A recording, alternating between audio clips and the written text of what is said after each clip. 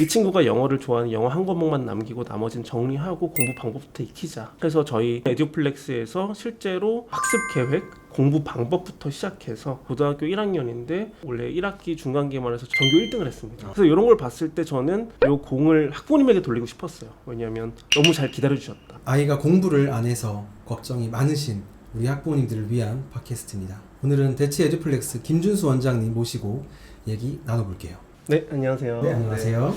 저는 현재 대치동에 있는 에듀플렉스 대치점에서 원장을 맡고 있는 김준수 원장이라고 합니다. 네, 반갑습니다. 반갑습니다. 일단 바로 본론으로 들어가겠습니다. 아이가 공부를 안 하잖아요. 아이들이 공부를 안 하는 현실적인 이유가 뭐가 있을까요? 사실 제가 대치동에서 학부모님 상담을 하다 보면 굉장히 많은 학부모님들이 그렇게 얘기를 하세요. 우리 아이는 공부 의지가 없다. 공부를 싫어한다. 이렇게 얘기를 많이 하시는데 사실 아이가 공부를 싫어하는 현실적 이유를 너무 가볍게만 저는 찾으면 안 된다고 생각을 합니다. 그러니까 현재 뭐 초등, 중등, 고등 다양한 학생들이 있겠지만 대부분의 아이들이 공부를 싫어하는 이유는 제 생각에는 실패를 반복했기 때문이라고 좀 생각을 해요. 이게 뭐냐면 단순히 뭐 큰 어떤 이벤트, 중간고사에서 내가 빵점을 받았다, 기말고사에서 점수를 못 받았다, 이게 아니라 아이들은 어떻게 보면 매일의 실패를 겪었던 아이들인 거죠. 대치동에서 많은 뭐 3개, 4개씩 학원을 다니는 친구들을 예로 들어보자면 하루에 내가 숙제를 해야 될 양이 뭐 5시간 분량이다. 근데 내게 시간이 확보가 되지 않아서 오늘 숙제 분량을 70%밖에 못했다. 그럼 그 아이는 이제 30%의 실패를 겪은 거죠. 그래서 이런 것들이 매일매일 누적되다 보니까 사실 학습된 무기력이라고 하죠. 그래서 공부를 싫어하는 경우가 많아지지 않나, 저는 좀 그렇게 생각을 하고 있습니다. 그럼 이럴 때 이제 학부모님들께서는 보통 다그치시잖아요. 왜 숙제를 안 했느냐, 왜 점수가 안 나오느냐. 그런 것들도 결과적으로 원인이 될 수 있겠죠. 마음의 문을 닫는. 그렇죠. 그러니까 어쨌든 아이들이 내가 오늘 해야 될 어떤 과도한 양을 제시받는 것도 문제지만 그런 것들을 해내지 못했을 때 부모님께 소위 이제 잔소리라고 그러죠. 왜 안 했어? 왜 못했어? 더 열심히 해야지. 이런 말이 아이들에게는 더 내가 실패하고 안 되는 학생이구나라고 느끼게 되는 계기인 것 같아요.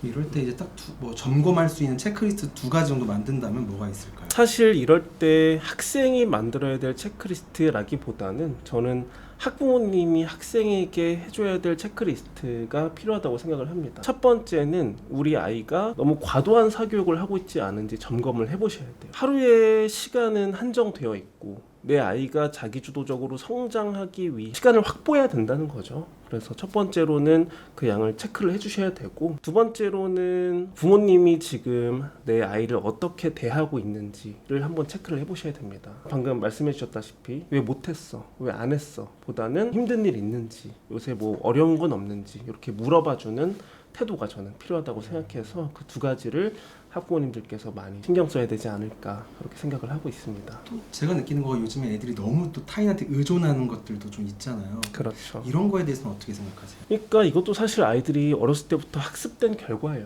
저는 학부모님들에게 가장 많이 말씀드리는 게 최대한 내 아이가 이제 성장하기 전에 마음의 공간, 이제 여유를 줘야 된다고 이제 말씀을 드리거든요. 실제로 많은 학생들이 내가 공부를 하지 못해서 자신감을 잃는다. 교육부에서도 그것들을 통계를 내봤는데 우리나라 학생들이 한 48% 정도가 내가 실패하고 잘 못한다고 생각을 하고 있더라고요. 어쨌든 좀 아이 마음을 먼저 회복시키고 작은 성공 경험을 넣어주는 게 저는 필요하지 않을까라고 생각을 합니다.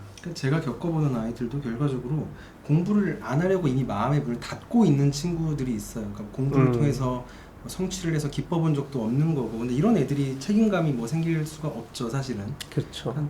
또 원장님 많은 아이들 경험하셨을 거니까 그러니까 구체적인 사례 하나 말씀해 주시면 좋을 것 같아요. 학생 사례. 사실 사례는 너무 많죠. 지금 제가 이제 관리하고 있는 학생만 해도 한 200명 정도가 되고 대부분의 아이들이 되게 많이 어려움을 겪고 들어오는 학생들인데 놀랍게도 대부분의 사례들이 나의 그런 공부에 대한 자신감 또는 공부 방법을 제대로 익히지 못한 상태로 과도한 사교육을 진행하면서 떨어져서 오는 학생들이 많아요. 대부분의 사례들이 그런 실패를 겪어서 자신감이 떨어진 아이들이고, 이런 아이들에게 제가 여러 가지를 많이 시도를 해보고, 아시겠지만 저희 에듀플렉스에는 또 다양한 학습 도구들이 있고 계획들이 것들이 있잖아요. 한 가지 말씀하신 대로 예를 좀 들어보자면 이제 중학교 때 들어왔던 학생이었어요. 이 학생 같은 경우에는 소위 이제 중학교 때 A, B, C 나누면 이제 B 정도, 이제 80점 정도. 그러니까 사실 중학교에서 80점 정도면 뭐 괜찮은 거 아니야라고 생각하시는 분들도 계시겠지만 사실 중학교 내신은 그렇게 어렵지가 않죠. 그렇죠. 근데 중학교 때 80점 정도였다는 것은 사실 공부에 많이 흥미가 없었다. 그리고 국어, 영어, 수학 학원을 다니는데 뭔가 내가 원해서 내 의지로 다닌 건 아니었다라는 학생이었는데 그 학생이 처음 저를 찾아왔을 때 학부모님께 제가 가장 먼저 말씀드렸던 거는 이제 사교육 정리였어요. 이 친구가 영어를 좋아하는 영어 한 과목만 남기고 나머지는 정리하고 공부 방법부터 익히자. 그래서 저희 에듀플렉스에서 실제로 학습 계획, 공부 방법부터 시작해서 다양한 이제 프로그램들을 진행했고 그 학생이 지금은 고등학교 1학년인데 이제 올해죠. 올해 1학기 중간 기말에서 전교 1등을 했습니다. 사실 쉽지 않죠, 대치동에서.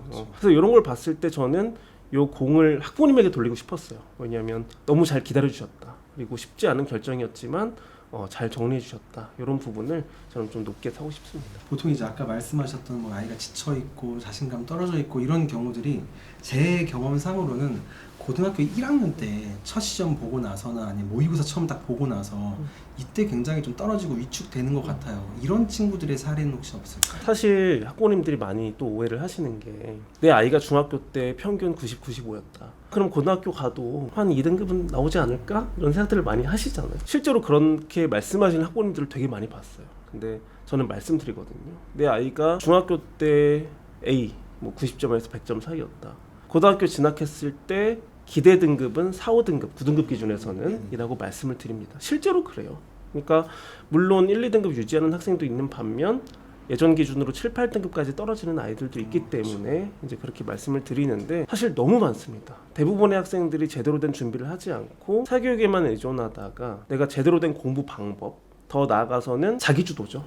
너무 잘 아시겠지만 자기주도가 되지 않은 상태로 진학했을 때 등급이 하락하는 거는 뭐 당연한 거고. 일단 아이가 공부를 하지 않는 데는 현실적인 이유가 있을 거고 그 현실적인 이유를 이제 원장님께서 관찰하신 바로는 어떤 게 있을까요? 일단 두 가지를 점검해 보셔야 합니다. 첫 번째는 아이가 지쳐 있는지, 그리고 두 번째는 너무 타인에 의존하지 않는지, 이 두 가지를 반드시 확인을 해 보셔야 되고요. 아이가 지쳐 있는지는 사실 현재 아이의 스케줄, 사교육에 너무 과도하지 않은지, 적절한 학습 분량을 배정해주고 있는지를 반드시 파악을 하셔야 되고요. 두 번째로는 말씀하신 대로 너무 타인에게 의존하지 않는지를 확인해 보셔야 됩니다. 이건 이제 자기주도성이랑 연결이 되는 부분이죠. 현재 아이가 자기주도성을 확보하지 못한다면 나중에 더 큰 어려움을 겪을 수 있기 때문에 이 두 가지를 반드시 확인해 주셔야 됩니다. 아까 이제 좀 많이 기다려주신 학부모님께 공을 돌리고 싶다 이렇게 말씀하셨는데 네. 그럼 결과적으로 학부모님들께서는 이런 내용 들으시면서도 언제까지 기다리냐, 계속 기다리다 보면 우리 아이는 시간만 지나갈 거고 그러면 이 입시 제도 안에서 좀 도태되지 않겠느냐 걱정하실 거예요. 당연히 이런 분들께는 어떤 말씀 좀 전해주고 싶으세요? 제 말을 잘 들으셔야 되는데요. 지금 느려 보이는 게 가장 빠른 길이다라고 저는 말씀을 드리고 싶습니다. 이거는 이제 분명한 사실이고요. 우리 아이가 자기 주도성을 익히느라 선행이나 입시에 따라가지 못한다라는 걱정을 하실 수가 있어요. 하지만 결국에 이게 더 빠른 길입니다. 지금 당장 내가 뭐 과도한 선행, 과제, 학원 이런 것들을 진행하지 않더라도 먼저 올바른 공부 방법을 익히고 진로 목표를 설정하고 내가 하고 싶은 공부로 만드는 게 선행되고 나면 그 다음에는 훨씬 더 속도가 빨라지기 때문에 같은 실수를 반복하면서 나중에 그대로인 자리에 있는 것보다 기다려주고 부모님께서 보시기에 학습 선행적으로만 다소 느려 보일지라도 현재 그런 아이들에게 자기주도성을 심어주는 것이 훨씬 더 빠른 길이라고 생각을 하고 있습니다. 그러면 이제 부모님들께서는 또 우리 아이의 공부하는 거에 대해서 냅둘 수는 없으니까 자기주도 학습이라고 해도 어느 정도 범위까지는 터치해줘도 될까, 내가 여기까지는 건드려도 될까, 이 기준을 못 잡아서 아마 고민도 하시고 아이랑 좀 충돌도 있고 하실 거예요. 그 네. 범위는 어느 정도로 생각하세요? 저는 기본적으로 부모가 해도 되는 것, 그리고 부모님이 절대 하지 말아야 할 것, 두 가지로 나눠서 좀 말씀을 드리고 싶은데요. 첫 번째로 부모님이 해줘도 되는 것은 아이에게 좋은 환경을 제공해 주는 것입니다. 좋은 환경을 제시해 준다고 해서 이제 오해하시면 안 되는 게 뭐 좋은 학원을 찾아서 보내준다든지 세팅해 준다든지 이런 의미가 그렇죠, 아니고요. 그건 아니죠. 그렇죠. 내 아이가 현재 정말 원하는 것, 그리고 내 아이의 현재 상태에 맞는 공간, 환경을 조성해 주시는 것이 가장 중요하다고 생각을 합니다. 살짝 얘기하고 넘어가자면 이런 말씀을 저도 학부모님들께 드리잖아요. 네. 환경을 잘 만들어 달라. 너무 아이한테 막 옥죄지 말고 이렇게 해달라고 하면 가끔씩 조금 시니컬한 학부모님들께서는 그러면 밥만 차리고 그게 뭐 빨래만 해주라는 얘기냐 뭐 이렇게 말씀하시는 경우들도 있더라고요. 또 네, 그건 네. 아니잖아요. 또 그렇죠. 환경이라고 하는 게 뒷바라지만 하셔라 이건 또 아니니까. 절대 하면 안 되는 건 뭐가 있을까요?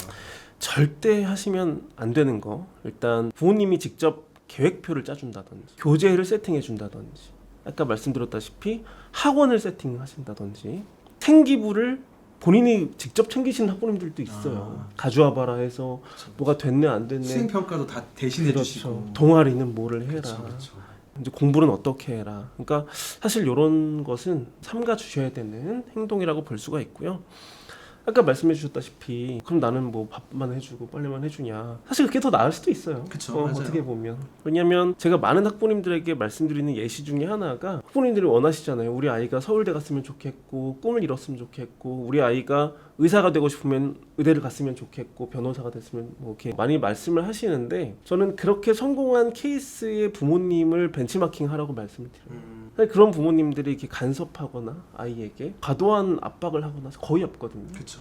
그럼 부모님이 또 이렇게 반대로 말씀하세요. 그 친구들은 원래 이렇게 잘 하니까 왜 터치를 안 했겠죠. 근데 원래 잘하는 애는 없잖아요, 사실. 없죠. 근데 저는 순서는 중요하지 않다고 말씀을 드립니다. 물론 아이가 어릴 때부터 알아서 자기주도성을 보여서 부모님이 터치할 일이 없어도 되고, 그렇지 않다면 부모님이 먼저 억지로라도 참아주고 터치를 줄이면서 아이에게 마음의 공간을 만들어주는 것도 자기주도 학습에 있어서 굉장히 중요하다고 볼 수가 있어요. 그래서 반드시 부모가 해도 되는 것과 하지 말아야 될 것은 잘 생각해 주셨으면 좋겠습니다. 이 부분 되게 중요한 것 같은 게, 저희가 이제 에듀플렉스에서 텀 스케줄이라고 해서 한 달짜리 스케줄을 짜줄 때도 저희가 일방적으로 짜서 주지 않잖아요. 상담하면서 이 아이한테 솔직히 너 일주일 동안 얼마큼 할 수 있어 물어보면서 하다 보니까 아이도 책임감을 가지거든요. 근데 뭐 엄마 아빠가 교재를 정해주거나 엄마 아빠가 시간표를 짜주고 이대로 해라고 하면 아이들은 또 핑계를 대는 것 같아요. 이 교재 내가 선택한 거 아니야. 맞습니다. 어차피 나랑 안 맞는 거였고 난 다른 교재 하고 싶었고, 핑계긴 하겠지만 뭐 나는 뭐 수요일에는 뭐 영어가 잘 맞고 뭐 이런 애들 있잖아요. 그러니까 핑계거리만 만들어 주시는 것 같아가지고 나도 좀 이런 개입은 안 하시는 게 맞지 않나요? 저도 맞습니다. 생각을 해요. 진짜 그 아이들은 부모님을 정서적 지지자로 인지를 하기 때문에 오히려 제3자의 간섭은 약간 더 받아들여요. 맞아요. 근데 나랑 정서적으로 관련이 되어 있는 부모님이 관심을 많이 과도하게 주게 되면은 사실 인간은 호르몬의 지배를 받는 생물이잖아요. 그쵸. 특히 성장기, 사춘기 시기에는 독립심이 강해지기 때문에 부모님의 관심은 더 역효과를 낸다라고 볼 수가 있어요. 저도 이제 아이들이랑 학부모님들 이렇게 보다 보면 오히려 상위권 친구들이나 진짜 잘하는 친구들은 엄마 아빠가 되게 여유로우세요. 되게 여유로우시고 기다려주고, 중간 그 고사 보기 전에 뭐 일주일 전에 모의 테스트 많이 틀려도 뭐 다시 뭐 복습하면 되지 이렇게 되는데, 오히려 좀 못하는 경우에 엄마 아빠들이 되게 많이 막 예민해하시고 조급해하시고 막 그러신 경우들이 많이 있는 것 같아요. 그러니까 학부모님들이 결과적으로 아이들을 대할 때 오해도 많고 좀 그런 부분들이 있으시잖아요. 그러면 학부모님들이 가장 많이 하는 오해 한 3개 정도 골라보면 네. 뭐가 있을까요? 일단 첫 번째 오해로는 사실 되게 입시 제도가 많이 복잡하잖아요. 그래서 우리 아이의 입시 전략 이런 것들, 교육 계획 학부모가 직접 짜줘야 된다, 그게 더 유리하다라고 생각하는 경우가 많습니다. 우리 아이가 취약하니까. 그렇죠. 그리고 두 번째로는 사실 아까 이제 말씀드린 부분이랑 비슷한데, 자기주도 학습은 일단 성적을 올려놓고 준비가 된 다음에 그때부터 아이가 자기주도 학습을 하는 거다라고 이제 생각을 하시는 경우가 많고요. 그리고 세 번째로는 학원 좋은 곳을 가서 좋은 선생님을 만나면 과목의 성적을 올릴 수 있다라고 확신하시는 분들이 있습니다. 이 세 가지가 저는 대표적인 오해다라고 좀 먼저 말씀을 드릴게요. 저도 아까 비슷한 말씀 드렸던 것 같은데, 아이가 뭐 취약할 수 있으니까 내가 뭐 진로 세팅을 다 해주고 이런 경우에 결과적으로 학부모님들이 정해준 거다 보니까 아이들도 나중에 하기 싫을 때 핑계를 댈 수 있어요. 어차피 내가 고른 거 아니다, 내가 선택한 거 아니다, 엄마가 하라고 해서 그냥 어쩔 수 없이 한 거다, 이런 경우 많이 있는 것 같아요. 그렇죠. 학원 관련해 가지고도 저도 되게 할 얘기가 많은 거가, 남들이 좋다고 하는 학원이 사실 꼭 도움이 되는 건 아니잖아요. 아이들한테 이 학원 왜 골랐어 물어보면 엄마가 다니래요. 그럼 엄마한테 이제 물어보죠. 왜 이 학원을 선택을 하셨냐? 뭐 이 아이가 뭐 어디 과학학원 다닌다. 그 학원에 얘네 반 1등이 다녀서요. 그 학원 다닌 애들이 성적이 올랐다. 근데 또 그게 아이한테 적용이 된다고 볼 수는 없잖아요. 우리 아이한테 맞는 학원은 따로 있을 수 있으니까. 그럼 이런 경우에는 어떻게 좀 설득을 하셨어요, 보통? 일단 크게 두 가지가 있는데요. 첫 번째로는 학생 스스로가 시간과 체력의 한계를 느끼지 않는지 판단을 하도록 도와주셔야 됩니다. 왜냐하면 부모님 입장에서는 저는 사실 되게 안 좋다고 생각하는데 물리적 시간을 정말 100%로 놓고 계산을 하시는 분들이 많아요. 학교에서 3시에 4시에 끝나니까 바로 학원 가서 하루에 5시간은 학원에 있을 수 있고 집에 와서 한두 시간 더 숙제하고 학원 안 가는 날 또 주말에 숙제를 완벽하게 끝내면은 할 수 있다. 실제로 그렇게 하는 아이들이 있다라는 생각으로 그렇게 많이 말씀을 해주시는데 사실 전혀 그렇지 않습니다. 만약에 어떤 아이가 3개, 4개 학원을 다니면서 숙제도 완벽하게 소화를 하고 있다. 그 아이들은 이미 자기주도 학습이 어느 정도 되어 있는 아이들이에요. 그 아이와 현재 내 아이의 물리적 시간은 상대적입니다. 다릅니다. 그런 부분을 반드시 파악해서 혹시 학부모님께서 직접 파악하시기가 어려우시면은 저희 뭐 에듀플렉스 그 검사도 있고 또 요새 이제 뭐 상담을 해주는 곳이 또 많이 있잖아요. 가서 부모님이 파악하실 게 아니라 진단을 받아보셔야 됩니다. 그래서 우리 아이가 현재 어느 정도 소화를 할 수 있는 학생인지 이런 것들을 파악을 해보셔야 되고요. 이제 두 번째, 학원을 줄일 때 제가 많이 말씀드리는 것은 앞에 말씀드린 거랑 일맥상통할 수도 있는데 과연 사교육에 투자하는 것들 투입 대비해서 그만큼의 결과가 현재 나오고 있는지를 파악을 하셔야 돼요. 저는 어떤 아이가 에듀플렉스에 왔어요. 영어 성적이 70점이에요. 중학교 3학년인데. 그래서 언제부터 학원 다녔니? 했더니 초등학교 6학년 때부터 영어학원을 계속 다녔다는 거예요. 그래서 부모님께 이 아이는 영어 그 성적이 70점인데 왜 계속 영어 학원을 보내고 계신가요? 라고 이제 여쭤봤더니 물론 중간에 뭐 바꾸신 경우도 있고 계속 유지하시는 분들 있으시지만 학원이라도 다녀야 이 성적이 나오는 맞아요. 게 아닌가요? 라는 말씀을 하십니다. 놀랍게도 학원을 정리하고 제가 자기주도로서 아이에게 영어라는 과목의 본질적인 어떤 이해를 먼저 하게 하고 대한민국에서 배우는 영어라는 학문으로서의 과목이 어떤 구조를 가지고 있는지 그래서 나는 어떻게 먼저 시작해야 되는지를 먼저 익히게 하잖아요. 그것만으로도 성적이 오르거나 유지되는 경우도 있습니다. 그렇죠. 그래서 반드시 학원을 보내고 있는데 성적이 오르지 않거나 오히려 떨어지고 있다. 이것은 주저하지 말고 학원을 옮길 게 아니라 중단시켜야 된다. 그렇죠. 학원을 오히려 줄이고 본인이 공부하는 시간을 가지는 게 더 중요하니까 그렇죠. 그런 말씀하시는 것 같고. 네. 근데 또 이제 학원을 줄여야 되는 경우도 있는데 이런 학원만큼은 뭐 필요할 수도 있다 이런 기준도 혹시 있으실까요? 일단 첫 번째로 기초가 완전히 무너진 과목에 대해서는 당연히 일부 티칭의 도움을 받아야 됩니다. 그리고 두 번째로는 내 아이가 뭐 예체능이나 특기생 쪽으로 준비를 하고 있다. 예를 들어서 뭐 음악이라든지 체육. 당연히 이쪽은 트레이닝이 필요한 부분이기 때문에 당연히 사교육의 도움을 좀 받아야 되고요. 세 번째로 리듬 메이커 역할. 이게 무슨 말이냐면 아까 말씀드렸다시피 자기주도가 어느 정도 되어 있는 학생들 중에서는 그 선생님과 만나면서 내가 동기부여가 된다든지 그리고 내가 해오던 리듬에 따라서 내가 어느 요일에 어떤 과목은 선택해서 수업을 듣고 과제를 한다. 사실 요런 학생들은 이상적이죠. 학원을 본인이 스스로 선택한 거니까. 그렇죠. 또는 부모님이 선택해줬더라도 너무 잘 활용하고 본인의 리듬으로 가지고 있다라고 하는 경우에는 어느 정도 티칭의 도움을 받으시는 것이 좋습니다. 그러니까 결과적으로는 이 아이에 대한 분석이 가장 필요한 것 같아요. 객관적으로 얼마나 분석할 수 있는지. 그러니까 이걸 아이가 스스로 하면 좋겠지만 그게 안 된다라고 가정을 했을 때는 뭐 어머니 아버님이 도와주시긴 하겠죠. 근데 그 과정에서도 그게 일방적이면 안 되는 것 이거는 그렇죠. 네, 변함없는 사실인 것 같습니다. 네, 맞습니다. 그러면 공부를 너무 안 하는 친구들을 좀 다스리는 방법. 이제 저희가 뭐 매니저로서 이제 일을 하고 하다 보면 학부모님들 많이 하시는 말씀이 이제 엄마 아빠 말은 죽어도 안 듣는데 얘가 뭐 애들 가가지고 매니저님 말씀하신 건 잘 들어요. 얘가 안 읽던 책도 읽어요. 어떻게 좀 관리하고 다스리시는 거냐라고 하는데 저희가 가진 생각들이 또 있거든요. 근데 원장님께서는 한번 전달해 주시면 어떤 부분들 말씀해 주실 수 있을까요? 일단 공부를 너무 안 하는 학생들은 너무 많죠. 부모님 기준에서. 사실 굉장히 재밌는 얘기가 있습니다. 굉장히 공부를 하기 싫어하고 안 하는 친구였어요.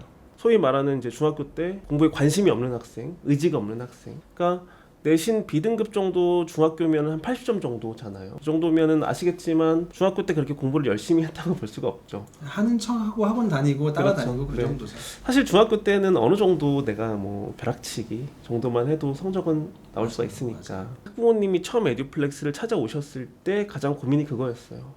시켜서 하면 어느 정도 하는데 아이가 스스로 하려고 하지 않는다. 그래서 제가 학부모님께 먼저 말씀드린 게 혹시 부모님이 시켜서 그런 게 아닐까요? 라고 이제 말씀을 드렸거든요.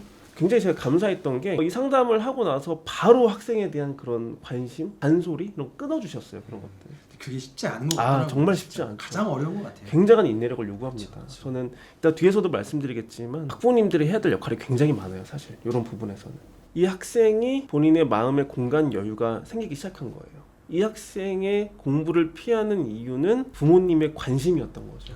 어떻게 보면 너무 슬픈 얘기지만, 그래서 학생이 마음의 공간 여유가 생기고 대신 제3자라고 할 수 있는 에듀플렉스의 매니저, 그러니까 멘토의 역할을 해준 거죠. 매니저가 가이드라인도 정해주고 조언도 해주고 하다 보니까 이 학생이 공부에 관심도 가지게 되고 내가 서울대를 가고 싶다라는 목표가 생긴 거죠.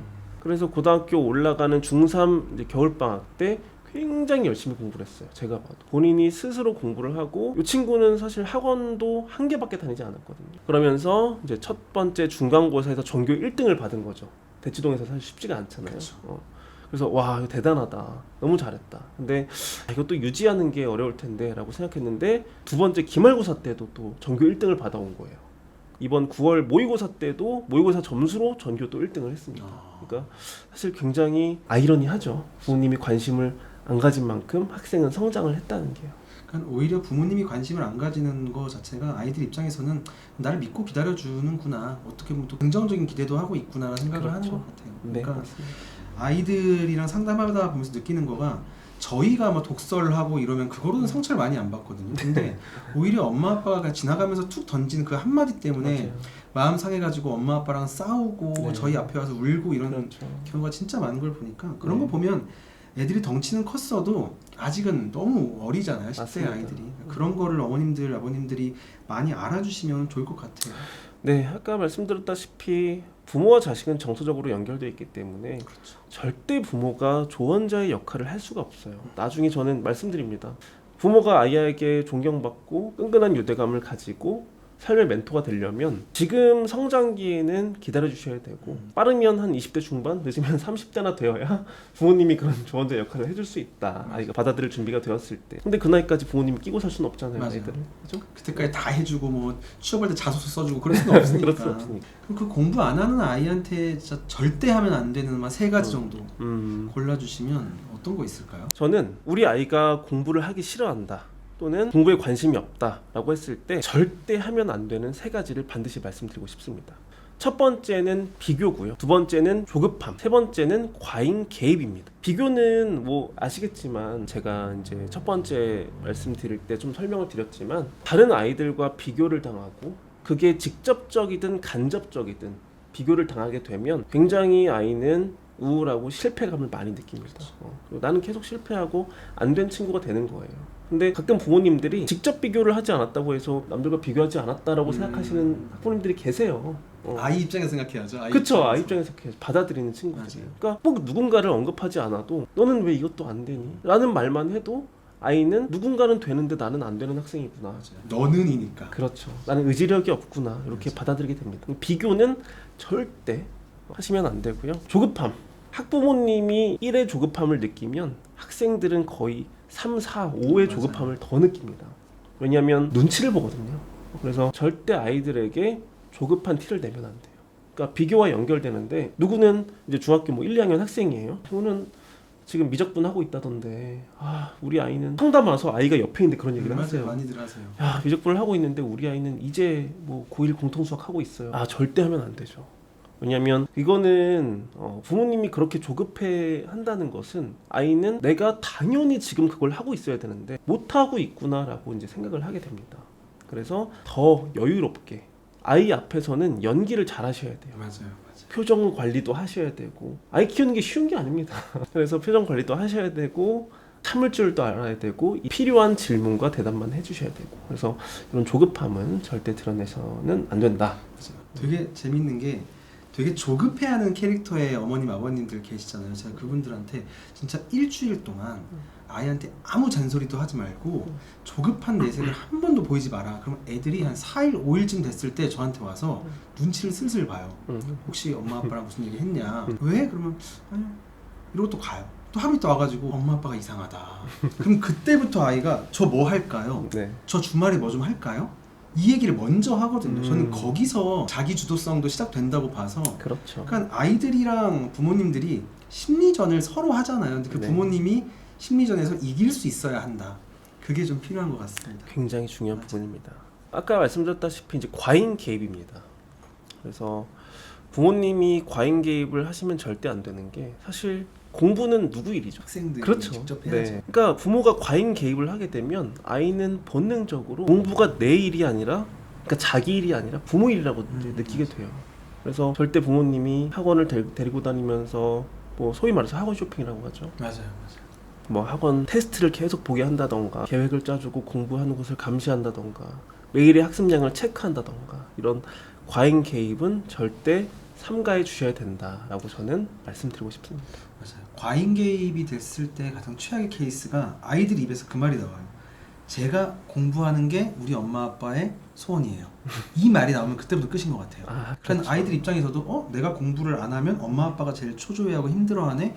이거를 조금 좀 야가 빠진 친구들은 네. 이용을 합니다. 협박수단 마냥. 그렇죠. 그때 또 그 기싸움에서 아이가 이겨버리면 그때부터 자기주도 학습은 그냥 불가능한 것 같아요. 맞아요. 그러니까 학습에 대해서 어느 정도 순수한 마음을 가져야 아이들이 성장할 수 있거든요. 맞아요. 근데 부모님과 끝없는 투쟁을 한 친구들은 이미 학습이 아니라 심리적으로 아이들이 너무 이제 머리에 서려고 맞아요. 하고 그렇죠. 하는 친구들이 많습니다. 그래서 지금이라도 부모님들이 반드시 제가 앞서 말씀드린 것들은 좀 줄여주시고 참아주시면 내 아이가 더 많이 성장할 수 있다라고 생각해 주시면 좋겠습니다. 공부 안 하는 친구들이랑 학부모님들 관계 보면 결과적으로 갈등은 있을 수밖에 없고 싸울 수밖에 없잖아요. 그러니까 그런 것 때문에라도 어머님들 아버님들께서 많이 고민으로 가지시는 거가 맨날 우리 애랑 싸운다. 우리 애랑 맨날 싸워요. 그러니까 이때 어떠한 역할들을 좀 엄마 아빠가 해주셔야 될까요? 사실 우리 아이랑 대화하면 맨날 싸운다. 이런 경우에는 부모님이 해줄 수 있는 역할은 없습니다. 가장 좋은 것은 제3자의 조언을 받는 거예요. 직접 판단하지 마시고. 아이와 학부모가 싸운다? 사실 싸움이 성립이 되겠습니까?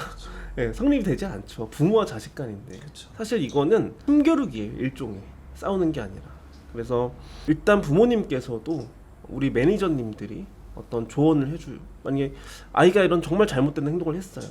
때로는 우리 매니저님이 오늘은 이런 말씀을 해주세요. 또는 오늘은 그냥 모른 척하고 넘어가 주세요. 이런 조언을 적극적으로 경청하고 받아들여 주셔야 돼요. 그래서 저는 이제 학부모님들에게 가장 많이 말씀드리는 게 이제 학생과 학부모님이 오잖아요.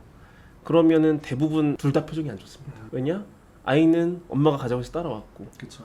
어머니는 마지못해 온 학생의 태도가 마음에 안 드는 그렇죠. 거죠. 그렇죠. 너 똑바로 들어. 왜 앞에 똑바로 안 쳐다봐. 거기 들어. 네, 하잖아. 그렇죠. 그래서 제가 그 쭉 상담을 이어나가다가 어떤 말을 할 때 아이들이 제일 많이 화색이 도느냐, 저희 에듀플렉스에서 자기주도 학습 관리를 받게 되면 부모님은 학습적인 조언자 역할 관심을 끊어주셔야 돼요. 잔소리도 하시면 안 됩니다 하면 아이의 표정이 좀 밝아집니다. 그거랑 여기서 공부를 확실하게 하고 가면 집에 가면 확실히 쉬게 해줘야 그렇죠. 된다. 이런 그렇죠. 거예요. 그래서 사실 그런 부모님이 관심을 끊는다는 게 오늘 뭐 했어? 뭐 질문 정도는 할 수 있지 않을까 생각하시는 분들이 많아요. 근데 사실 질문도 개입이거든요. 그래서 질문도 끊어주셔라. 그러니까 제가 제3자의 도움을 받아야 된다라고 이제 말씀을 드린 이유는 뭐냐면 사실 학생은 학부모님과 공부를 하는 게 아니라 스스로의 자기주도 학습을 키워나가야 되는데 자기주도 학습이 완성될 때까지는 전문가의 도움을 받아야죠. 그 전문가는 제3자이기 때문에 정서적으로 이제 연결되어 있는 부모님과 달라서 아이들이 어느 정도 가이드라인을 따라가고 말을 듣습니다. 학생과 매니저가 서로 소통하고 어머니는 궁금하잖아요. 그러면 학생과 소통하는 게 아니라 마찬가지로 학부모님도 매니저랑 소통을 하는 거예요. 정말 전 궁금하면 우리 아이가 요새 어떻게 생활을 하고 있나요? 자기주도 학습은 어느 정도 하고 있나요? 그래서 각각 소통하는 것이 훨씬 더 도움이 많이 되고 절대 싸움이 일어나지 않아요. 맞아요. 오히려 학생에게 물어봐서 뭔가 핑계를 듣거나 변명을 듣거나 거짓말을 듣는 것보다 매니저의 입을 통해서 현재 학생의 태도를 듣는 것이 훨씬 정확하고 어머니들이 믿고 기다릴 수 있는 자양분이 되지 않을까 저는 생각하고 있습니다. 맞아요. 이게 잘 관리가 되고 이 매니지먼트가 잘 진행이 되면 어머님들 아버님들 꼭 하시는 말씀이 요즘 애랑 싸울 일이 없어요. 그러니까 어떤 실제로 있었던 케이스가 남학생이었는데 엄마랑 맨날 싸우고 방문 닫아놓고 서로 화만 내고 이랬던 사이였는데 에듀플렉스 한 1년 다니면서 성적도 당연히 올랐죠. 오르면서 아이가 하원할 때 엄마가 데리러 와가지고 같이 산책을 하고 집에 들어갔대요. 공부에 대한 얘기는 당연히 안 하는 네, 거죠. 네. 그러다 보니까 이 아이가 진짜 좋아하는 뭐 취미는 뭐고 요즘 관심사는 뭐고 이거를 처음으로 들어보셨다라고 하더라고요. 근데 맞아요. 그렇게 되면서 결과적으로 이 친구는 에너지를 얻고 그렇죠. 대학 입시 성공을 하고 네. 그러니까 그런 거가 필요한 것 같아요. 그러니까 너무 안타까운 사례들이 많아요. 그러니까 학생과 학부모님이 서로 대립하고 이제 경쟁하고 힘겨루기를 하다 보면 서로 주관적인 이야기만 하게 됩니다. 맞아요. 절대 객관성이 확보되지 않아요. 그러다 보면은 제가 정말 심각하게 본 케이스 중에 하나는 이제 중학교 1학년 때 이 학생이 들어왔는데 어머니도 우울증이고 아이도 우울증에 걸려 있는 거예요. 정말 심각한 상황인 거죠. 근데 다행인 것은 당연히 뭐 의학적인 도움도 받는 상태였지만 학습적인 계기로 그런 것들이 발전한 거였거든요. 사실 저는 다행이었어요. 어린 나이에 정말 극단적까지 가본 거니까. 그래서 절대 개입하지 말고 각자 매니저랑 소통하자. 그리고 매니저가 그 부모님에게 했던 솔루션은 이런 것들이었어요. 오늘 주말에는 아이랑 같이 영화 한 편 보고 오세요. 날씨도 좋은데 어디 뭐 수목원 좋던데 한번 같이 산책하고 오세요. 이런 것뿐이었어요. 그래서 그 학생이 중3 정도 됐을 때는 성적도 오히려 상위권까지 올랐고 둘이 관계가 너무 돈독해져가지고 보는 사람이 정말 흐뭇할 정도로 너무 이런 좋은 사례들이 많습니다. 이게 저는 자기주도성의 힘이 아닐까 생각을 하고 있습니다. 그러니까 결과적으로 부모님들이 정확히 기준점을 정해주고 객관적으로 조언해줄 수 있는 입장이 아니라고 한다면 말씀하신 대로 제3자를 이용해야 되는 것 같아요. 맞습니다. 기왕이면 에듀플렉스의 매니저들을 이제 이용하면 좋고 그러면 지금까지 일하시면서 가장 힘들었던 순간은 어떤 게 있으실까요? 첫 번째는 사랑이라는 이름으로 아이를 과도하게 압박하는 부모님. 두 번째는 너무 과도한 사교육으로 거의 탈진 상태였던 학생들. 그러니까 요 두 가지 사례가 제가 이제 학생들이 상담을 왔을 때 가장 어렵고 솔루션을 제시하기가 어려운 상태입니다. 그러니까 첫 번째로 내가 아이에게 관심을 가지고 해주는 게 당연히 부모라면 그래야 되는 거 아니냐, 그냥 놔두면 방치하는 게 아니냐, 이런 생각으로 아이가 더 공부하라고 책상 세팅해주고 야식 챙겨주고 이런 사랑이라는 이름으로 너무 아이를 과도하게 은근한 압박감을 느끼게 하는 경우, 저는 아이도 싫은 소리를 못해요. 그렇죠. 그리고 부모님이 막 그렇다고 뭐 때리고 폭력적으로 대하는 건 또 아니니까 끊어주셔라 했을 때 부모님이 굉장히 당황하는 경우가 많습니다. 근데 이런 부모의 사랑이라는 이유 하나만으로 아이에게 은근한 또는 과도한 압박을 주는 것은 반드시 끊어주셔야 되는 것 중에 하나라고 저는 생각을 합니다. 그러니까 사실 진짜 한 발만 딱 물러서 주시는 게 오히려 더 좋을 수도 있는 건데 네. 부모 입장에서 그게 쉽지 않을 거라는 거는 이해는 하는데 네. 너무 붙어 있으려고 하면 오히려 안 되는 게 있는 것 같아요. 그렇죠. 저희 에듀플렉스에서 가장 중요하게 생각하는 것 중에 하나가 이제 메타인지잖아요. 아이가 오늘 올바른 하루를 보냈던, 좀 아쉬운 하루를 보냈던 아이가 스스로 나 오늘 하루는 정말 잘했어, 또는 오늘 하루에 나는 이게 좀 아쉬웠어, 이런 것들을 본인이 생각할 여유가 있어야 되거든요. 근데 부모님이 계속 그런 것들을 평가해주고 알려주고 하는 게 부모의 역할이라고 생각하다 보면은 아이가 스스로 생각할 수 있는 힘이 떨어집니다. 그러다 보면 메타인지가 안 되죠. 이거는 바로 학습이랑 연결이 됩니다. 당연히 학습 성취도가 나오지 않죠. 그래서 이런 것들을 끊어주셔야 되고, 말씀드렸다시피 아이가 지쳐있는 경우, 학원과 이제 중심에서 일을 하면서 가장 많이 느끼는 건 아이들이 오잖아요. 99%가 지쳐 있습니다. 부모님들은 뭐 아이가 공부하기 싫어서라고 얘기를 하지만 그게 아니라 아이들이 생각보다 너무 과도하게 지쳐 있어요. 애초에 왔을 때 아이들의 눈빛과 행동을 보면 이 아이가 정말 올바른 자기주도성을 가지고 성장하는 친구구나, 아니면 지금 어른들의 욕심으로 탈진해 있구나를 바로 느낄 수가 있습니다. 대치는 보면 하루에 막 학원 3개, 4개 다니는 친구들도 있다고 하더라고요. 그렇죠. 이게 사실 3개, 4개가 기본이에요. 보면 요새 학부모님들 입장에서는 처음부터 그렇게 생각은 안 하셨을 거예요. 왜냐면 어렸을 때 초등학교 1학년까지는 부모님이 직접 케어도 하시잖아요. 하시다 보면 이 과목을 잘 못하네, 그럼 이제 학원을 하나 넣는 거죠. 그렇죠. 그러다 보면 아이가 학원을 다니고 학원 다니는 과목은 또 기대를 하게 되잖아요. 그렇게 보다 보면은 학원 다니면서 이제 어린 나이에는 어떤 새로운 공간에 가면은 거기에 몰입을 합니다, 아이들. 그러면 아이가 국영수를 하다가 영어학원을 보냈어요. 영어에 한 70%의 시간을 쓰는 거예요. 그럼 이제 영어는 어느 정도 또 좋아하고 막 잘해요. 갑자기 이제 수학이 아쉬운 거죠, 부모님이. 그럼 수학학원을 보냅니다. 그럼 아이는 일단 이미 시간 확보가 안 된 상태에서 수학학원까지 가게 되니까 그때부터 이제 뭐지? 힘든데? 라고 생각을 하면서 첫 번째 다녔던 영어보다 수학을 좀 싫어하게 되죠. 아까 말씀하신 대로 학부모님 입장에서는 물리적으로 시간 되니까. 그렇죠. 근데 이제 부모님이 영어 수학을 다니다 보니까 이제 국어가 아쉬운 거죠. 그러면 어렸을 때 뭐 논술부터 시작해서 뭐 하다가 이제 국어학원을 보냅니다. 그러다가 주말에 과학학원을 보내요.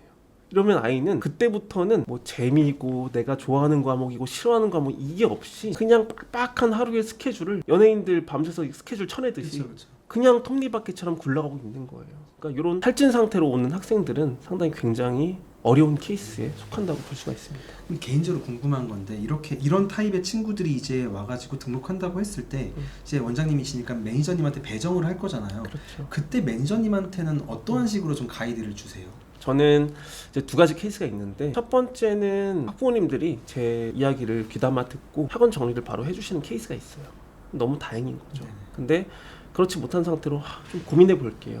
근데 학원을 유지하면서 자기주도 학습을 같이 해볼게요. 근데 사실 이건 더 과도해지잖아요. 하지만 저는 그렇더라도 매니저의 조언을 듣고 바뀔 수 있기 때문에 보내는 경우가 있습니다. 근데 그럴 때 매니저님께 아이가 스스로 나의 스케줄을 파악할 수 있도록 스케줄을 정말 현실적으로 한번 아이와 함께 짜보세요 라는 조언을 가장 먼저 드립니다. 그 다음에 사교육을 하나하나 같이 정리해 가야 된다라고 좀 말씀을 드리죠. 그래서 제가 가장 먼저 강조드리는 거는 학생과의 라포 형성, 신뢰죠. 그렇죠. 아쉽지만 학생과 학부모님이 서로 신뢰를 못 느끼는 상태로 왔어요. 그러면은 내가 누군가 나를 도와줄 수 있다는 매니저, 이제 멘토를 만났을 때 그 사람에게 신뢰를 느껴야 되거든요. 그래서 아이와 마음을 열어가는 과정. 취미생활도 공유하고, 보통은 내가 이런 얘기를 하면 부모님은 화를 냈는데 그게 게임 얘기든 무슨 얘기든 매니저님은 들어주고 공감해준다. 이런 것들도 굉장히 중요하다고 볼 수가 있겠습니다. 그럼 이제 뭐 매니저님한테 이제 아이들이랑 라포 형성하는 거 이런 것도 말씀하시는데, 그러면 그 학원이 많은 친구들이 있잖아요. 그럼 그 친구들의 그 과목에 대해서 매니저님들한테는 어떻게 좀 확인해 보라고 하세요? 일단 정말 재밌는 게 있는데, 학원을 이제 많이 다니고 있잖아요. 이제 그 학생들이 매니저님을 만났을 때 저는 가장 먼저 실제 성취도를 체크해 보라고 말씀을 드려요. 그러니까 중학교 2학년인데 우리 아이는 지금 미적분까지 끝냈어요 라고 하고 등록하시는 분들이 있거든요. 그래서 아이는 너무 수학학원 잘 다니고 있어요. 매니저님이 정말 미적분 기본적인 문제를 들이밀잖아요. 50%도 못 푸는 친구들이 많아요. 너무 슬픈 일이죠. 부모님은 우리 아이가 공통수학도 끝내고 수원수도 다 끝내고 미적분까지 해서 야, 수학은 정말 남부럽지 않아. 지금 수학은 뭘 해도 100점이야 라고 생각을 하고 있는데, 아이에게 매니저님이 미적분이 뭐야? 물어보면 맞아요. 숫자 내려서 올리는 거예요. 이렇게 대답을 합니다. 정말 잘못됐죠.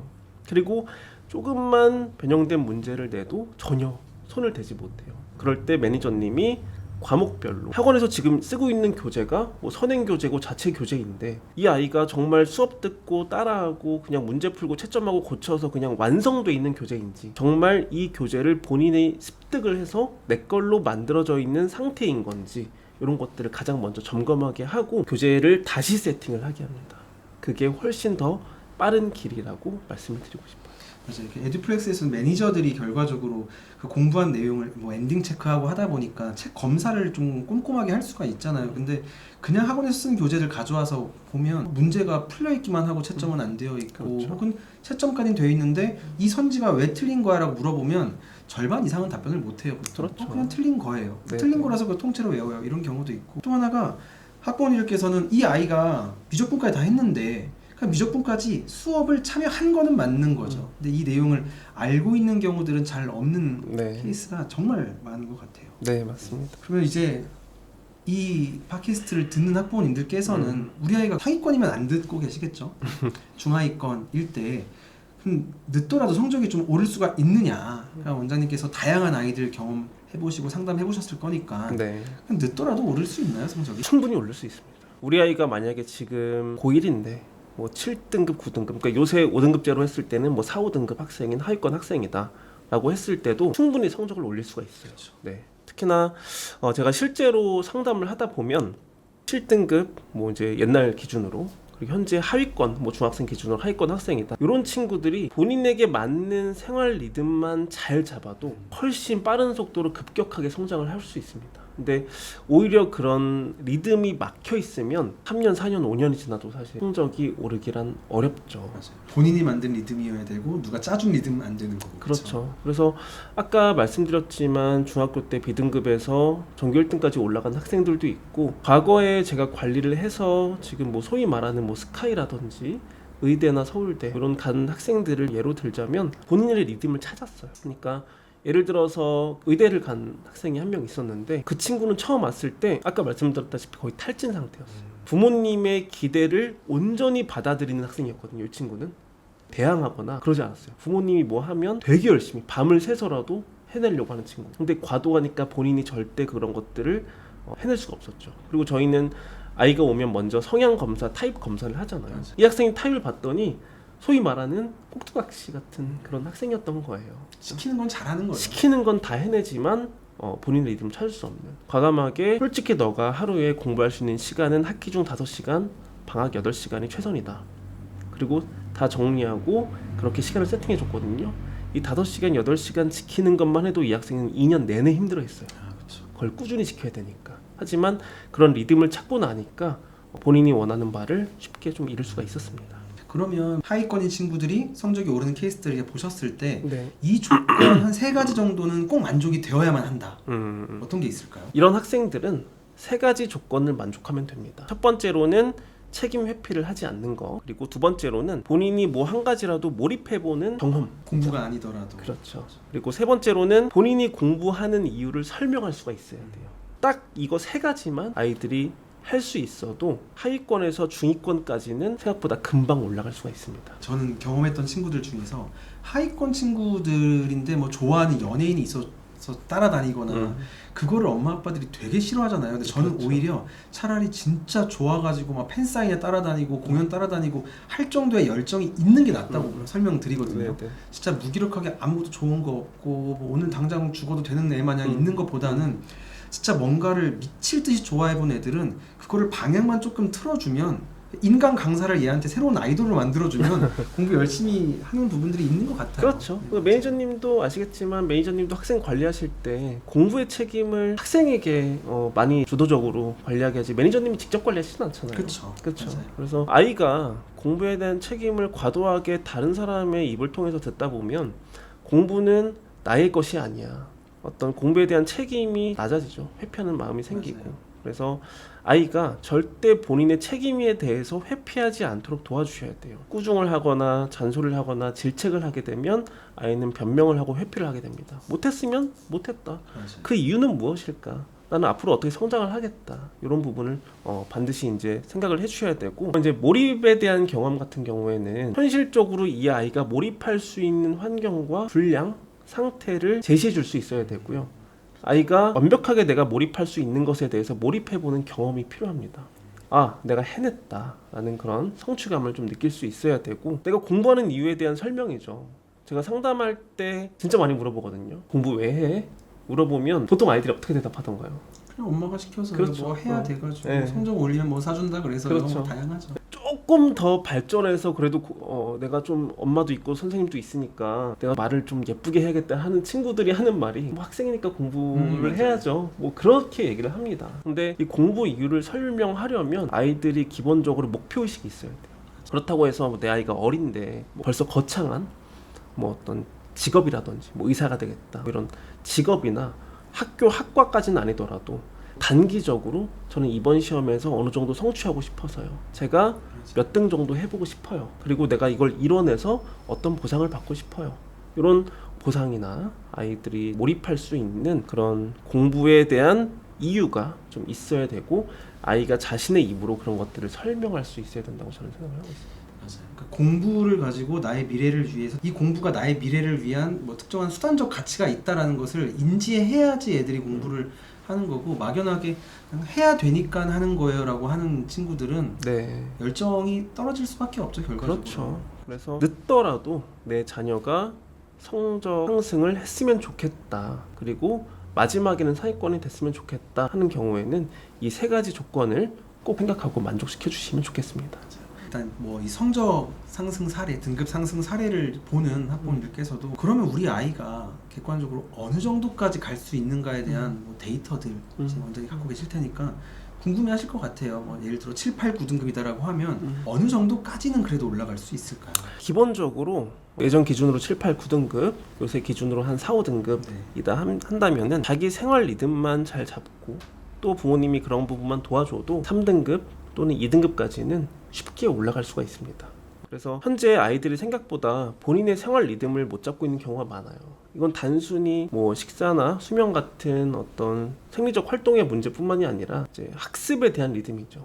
학교에서 수업을 듣는데 뭐 반은 자고 겨우겨우 학원 가서 수업을 듣고 숙제를 하는데 성취율이 한 50%밖에 안 되고 이런 것들을 반복하다 보면 리듬이 아예 깨져버리는 상태라고 할 수 있거든요. 이럴 때는 사실 리듬을 잡아야 되는데 구체적으로는 아이들이 수업이 많아질수록 복습이나 자기 점검 시간이 줄어들면서 리듬이 깨지게 돼요. 그래서 이런 부분을 정리해 줘야 되고 이렇게 되면은 아이들이 학습 내재화가 되지 않습니다. 그래서 아이들에게 시간과 여유, 내 아이가 지킬 수 있는 리듬을 조언을 받아서 그대로 부모님께서는 지지만 해주시면은 중상위권까지는 쉽게 올라갈 수 있다라는 말씀드리고 싶어요. 이제 그러면 그 메커니즘, 이 역전을 해야 되니까 그렇죠. 역전을 위한 메커니즘 자체가 궁금해지실 수밖에 없을 것 같은데 네. 그렇다라고 하면 그 원장님께서는 어떠한 기준으로 설계를 하실까요? 일단 내 아이가 이제 하위권이다, 슬프지만 하위권이다라고 했을 때는 일단 어느 정도의 트레이닝이 필요합니다. 아시겠지만 운동선수도 조금씩의 트레이닝을 통해서 내 몸을 성장시켜 나가는 것처럼 아이도 일단은 버티는 힘을 훈련을 받아야 돼요. 그러니까 학원을 많이 다니고 있다고 해서 절대 그 훈련이 되고 있는 게 아니거든요. 그냥 물 흐르듯이 그냥 아이는 흘러가고 있는 거예요. 반드시 그런 버티는 힘에 대해서 훈련을 받아야 되고 저는 처음에 15분부터 시작하라고 말씀을 드려요. 사실 아시겠지만 학생이 처음에 하위권인데 1시간 집중하는 거 쉽지 않거든요. 그게 될 거였으면 학교 수업 때 잘 들었을 거예요. 그렇죠. 그러니까 부모님은 하루에 1시간 집중하는 게 힘드냐라고 하는데 쉽지 않아요. 부모님도 쉽지 않을 거예요. 앉아있는 습관부터 훈련을 해야 되고 저희 같은 경우에는 매니저님께 아이가 15분 동안 완수할 수 있는 분량을 제시해서 한 다음에 매니저님과 피드백을 받게 해라라고 말씀을 드립니다.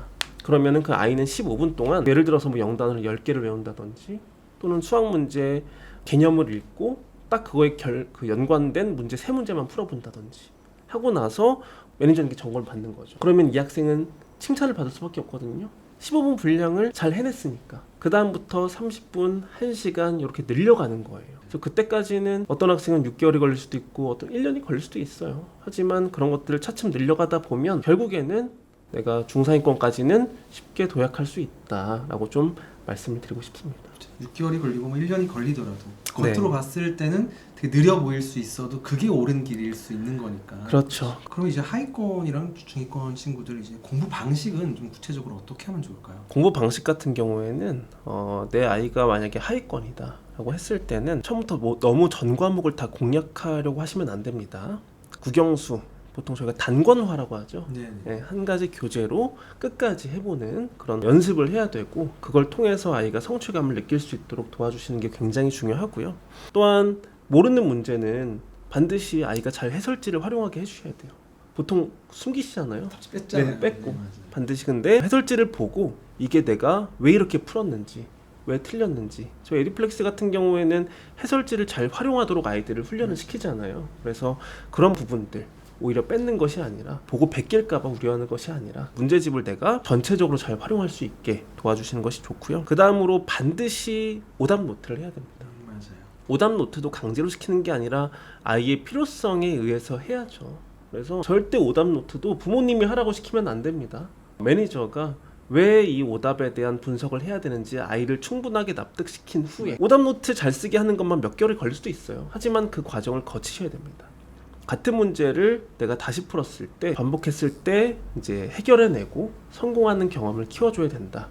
이렇게 세 가지의 공부 방식을 저는 추천을 드리고 싶습니다. 중위권 친구들은 어떻게 해야 좀 더 확실하게 잘할 수 있을까요? 네, 그래서 앞서 말씀드린 이제 하위권 같은 경우에는 이제 많이 푸는 게 중요한 게 아니고 또 급하다고 많이 나가는 게 중요한 게 아니고 같은 문제를 2번 풀었을 때 달라진 자신을 발견하는 게 굉장히 아이들에게 중요한 거고요. 중위권은 조금 다릅니다. 내 아이가 중위권이다 라고 했을 때는 마찬가지로 문제를 많이 푸는 게 또 중요한 건 아니에요.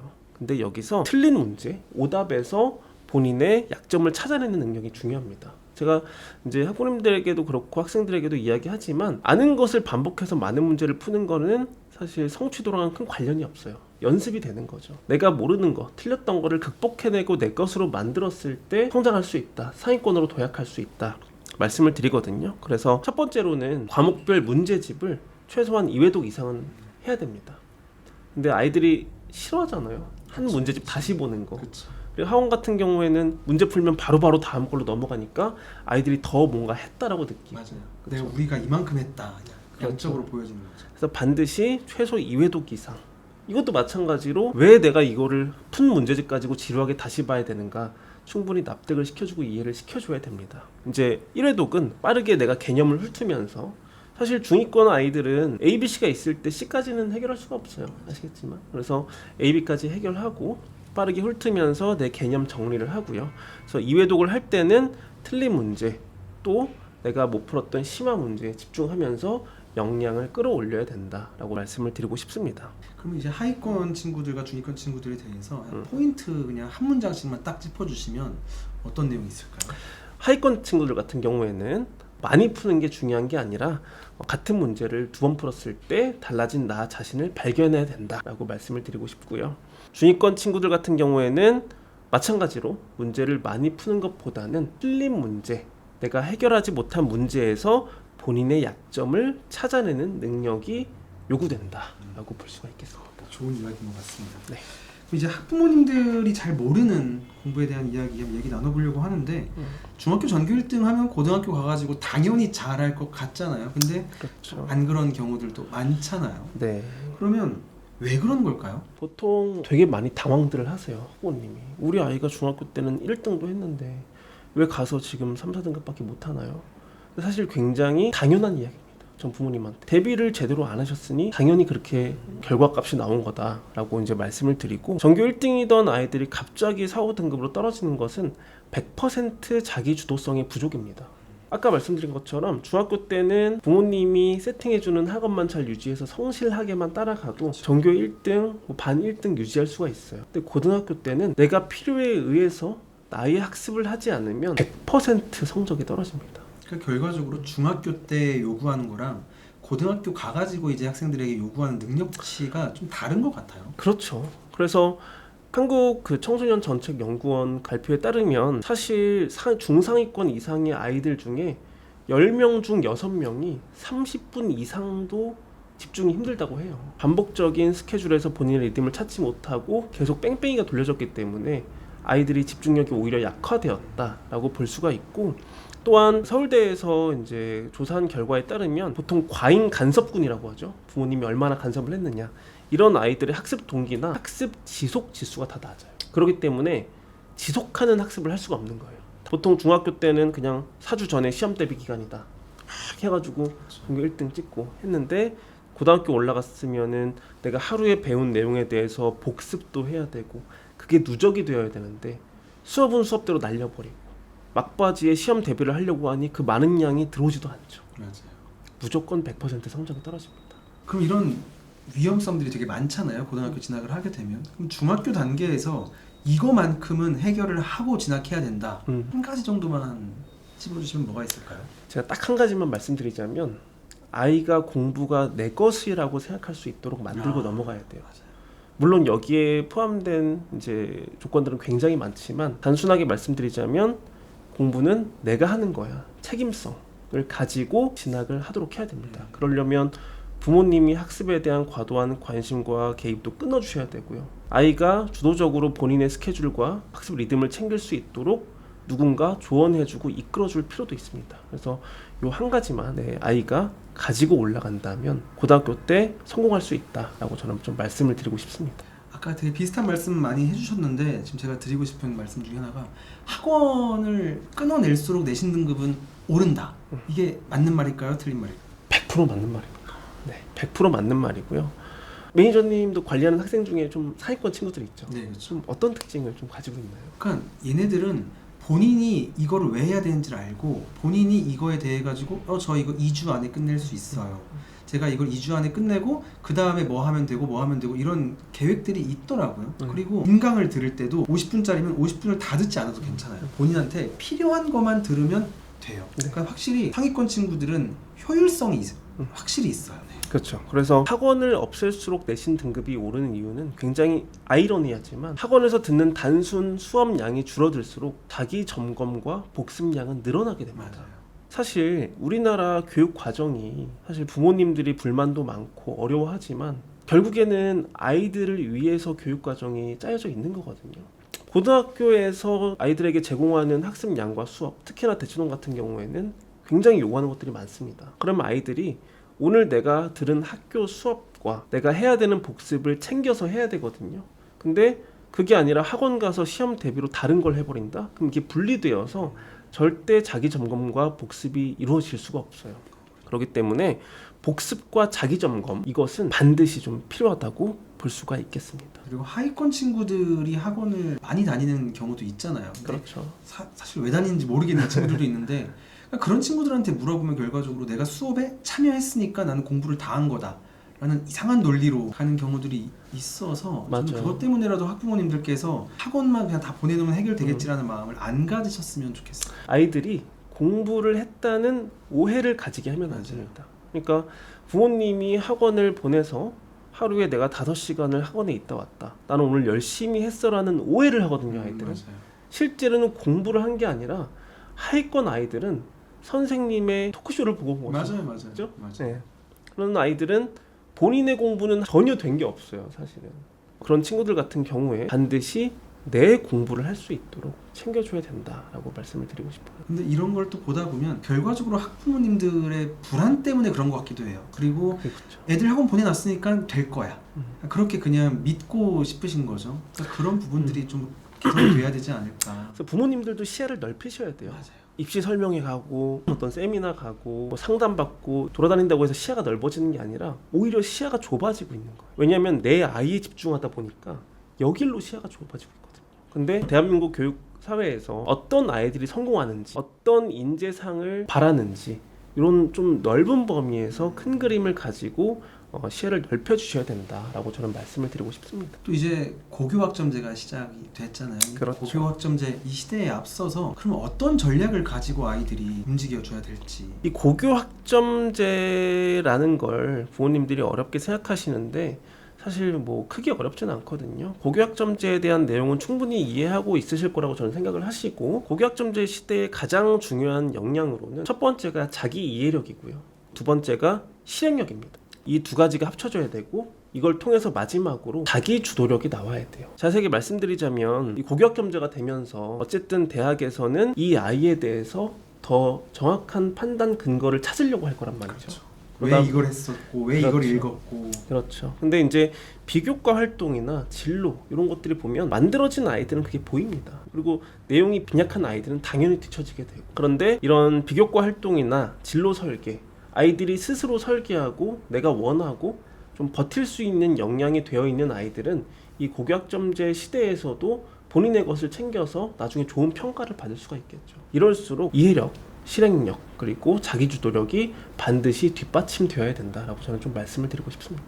그리고 결과적으로 빈약하게 억지로 채워놓은 그런 진로에 대한 내용들이 생기부에 있어봤자 면접 가서 대답을 잘 못하더라고요. 면접 가서 활용할 수도 없고 네. 그러니까 질이 떨어지는 거죠. 네, 의미가 네. 없는 것 같아서 그런 걸 고려했을 때 중학교 때 어느 정도의 진로는 정해놓고 고등학교 진학하는 게 유리하겠네요. 그렇죠. 그래서 어떤 과목에 대한 선택이라든지 수행평가, 진로 탐색 이런 것들을 학생 스스로 할 수 있게 초등학교, 중학교 때부터 지금 시대에는 이제 도와주셔야 돼요. 앞으로 미래 입시를 제가 조금 이제 예측을 해보자면 이런 것들이 더 강화될 거거든요. 반드시 결정권이나 책임감에 대한 트레이닝, 그런 훈련을 해주셔야 되는데, 사실 아이들이 말씀하신 어떤 진로나 목표 이런 것들을 찾기가 쉽진 않잖아요. 그래서 이럴 경우에는 뭐 진로 탐색 프로그램이라든지 진로 탐색 검사 이런 것들도 저희 이제 에듀플렉스에서 매니저님들이 같이 상담으로서 또 도와주시니까 이런 것들을 많이 참여시켜 주시고 또 매니저님께 맡겨주시면 좋지 않을까 이렇게 생각을 좀 하고 있습니다. 또 에듀플렉스 내신 진로 마스터 코스도 그렇죠. 이번에 운영을 시작을 했으니까 그런 네. 전문가의 도움을 받는 것도 충분히 도움이 크게 되겠네요. 네, 맞습니다. 아무래도 이거를 지금 계속 들으신 학부모님들께서는 아 내가 진짜 잘못 알고 있었구나, 더 긴장하시고 더 놀라시고 더 불안해지실 것 같은데 그분들께 한마디 해주시면 어떤 게 좋을까요? 저는 절대 지금 불안해하지 마시라고 좀 말씀을 드리고 싶어요. 모든 아이들에겐 성장 가능성이 좀 있거든요. 어쨌든 이 영상을 보셨다면 충분히 옳은 선택을 하실 거라고 저는 생각을 하고요. 기본적으로 아이가 공부를 내 일처럼 하도록 우리가 같이 만들어주자. 근데 그게 저는 완성되는 시점이 고등학교 1학년이어도 되고 2학년이어도 상관없다고 생각을 합니다. 완성만 되면 그 뒤는 충분히 도움을 받아서 아이가 스스로 찾아서 또한 저희 전문가들의 도움을 받아서 해낼 수가 있습니다. 반드시 아이들에게 성장 마인드셋을 심어주시고 자기 조절을 가능하게 해주시면서 나중에 아이들이 좀 고난도의 학습을 유지하게 해주신다면 절대 지금 불안해하실 필요가 없다라고 좀 말씀을 드리고 싶어요. 보통 학부모님들이 지금 이 아이가 이때까지 이걸 끝낼 수 있을까 뭐 이런 걱정을 하시는 것 같은데 방향이 지금 맞는지만 체크를 해주시고 방향이 그렇죠. 맞다라고 한다면 정서적인 지지가 일단 가장 필요하지 않을까 싶습니다. 근데 많이들 오해하시는 게 이런 것들을 에듀플렉스 진행하면 아이들이 생각보다 힘들어하지 않고 즐겁게 진행을 하니까 부모님들이 우려하시는 경우가 많아요. 맞아요. 그러니까 너무 행복하고 즐거워 보인다. 맞아요. 근데 사실 굉장히 긍정적인 부분인 거거든요. 그래서 이게 나중에 완성되었을 때 내 자녀가 이제 성장하고 올라갈 수 있는 여지가 굉장히 높다라고 좀 말씀을 드리고 싶습니다. 그렇죠. 아이들이 이 과업이 이 과제가 힘들지 않은 게 아니라 지지해주는 사람이 있으니까 열심히 하는 거고 또 일도 행복해야지 열심히 하고 잘할 수 있는 것처럼 애들도 기쁘고 이 삶이 행복해야 공부를 할 수 있는 거니까 그 부분을 학부모님들께서 좀 놓치지 않아 주셨으면 좋겠네요. 맞습니다. 일단 오늘 내용은 여기까지 마무리를 하는 걸로 하고 또 계속 저희는 다양한 영상에서 다양한 내용을 다룰 예정이니까 궁금하신 부분 있으시면 댓글창에 남겨주시면 저희가 모아서 나중에 더 추가적인 답변들 드릴 수 있도록 기회를 만들어 보겠습니다. 네, 오늘 너무 감사합니다. 네, 감사합니다.